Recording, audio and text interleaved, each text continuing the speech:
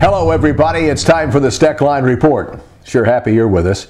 I got to tell you, the wheat harvest in Kansas is trying to march from south to north and having a difficult time. Mother Nature is causing a problem here and there. In fact, it shut us down a couple hours before completing on the Ponderosa last week. And so consequently, we've not only had rain, but hail to deal with. We're going to talk about the wheat harvest plus some real interesting information as to how much money we made on wheat in the last 10 years in just a minute.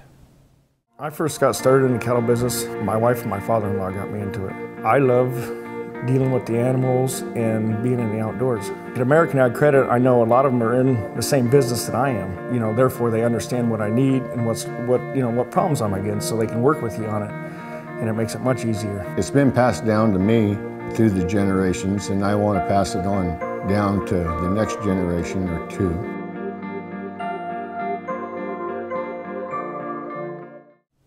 Well, friends, I got to tell you, the old wheat harvest is trying to move north, and betwixt and between the rain and the hail and everything else that's happened.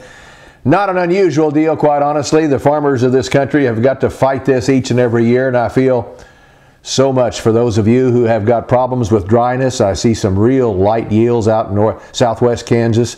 I see a lot of hailstorms that it'd make a grown person cry when you've got beautiful wheat sitting out there ready for the combine, and the old weatherman takes it away from you. There isn't anything much worse than that, and those of you who are not involved in agriculture can probably not even begin to feel the pain, except to remind you that it would be kind of like you working all year, no matter who it's for or what company you're working for. You work all year, you only get one paycheck at the end of the year, and then you don't get it because the company goes broke. Same thing.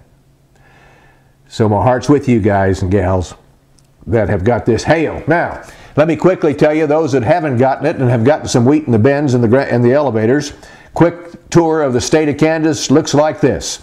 We started out in Kiowa, Kansas with this harvest with a 40 to 55, 60 bushel average, mostly in that 40-45 range.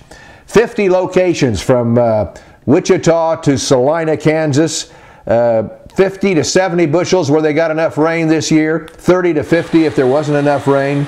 Our part of the country received plenty of rain. We've got a lot of 55 to 65 bushel wheat around the Ponderosa, Wichita, east and south. Andale, 30, 60 bushels. Protection, Kansas, 30 to 45, and then we're going to get into the sad part of the state. Hugoton had 20 bushel acres, 20 so far. Now that's not a guaranteed average, but it is some reports that we're getting out of Hugoton around 20 bushels an acre, and they're even happy with that compared to what they got last year. Meade, 25 bushels an acre. Why? That area too dry this year. Hillsboro, we just had reports in 50 bushel wheat there, and so with disease and hail and everything else and drought, this crop will not quite be as good a crop as I thought it was going to be in the state of Kansas, nor will it probably be as good as the folks on that Kansas wheat quality tour. By the way, dryness now is causing some concern for the spring crops. National Weather Service estimates that south of U.S. Highway 20 in northern Iowa, rainfall over the past 30 days has been no greater than 50% of normal. Iowa, a good example, with rainfalls totals a week ago, less than half of normal. Western Illinois, missing rains, a real problem there. And they're only expecting scattered improvement on the outlook. By the way, Kansas City grain market has changed its futures trading hours.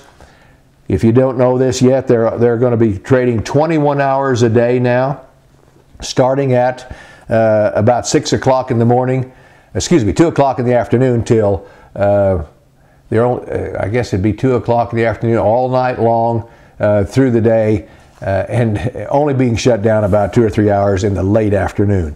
In the meantime, I can tell you, friends, that we've got some interesting news out of Agri-Solutions about how much money we've made on the farm on growing wheat the past 10 years. Probably won't be a surprise to a lot of you people, but stay tuned for the next Steckline Report. Details are coming up.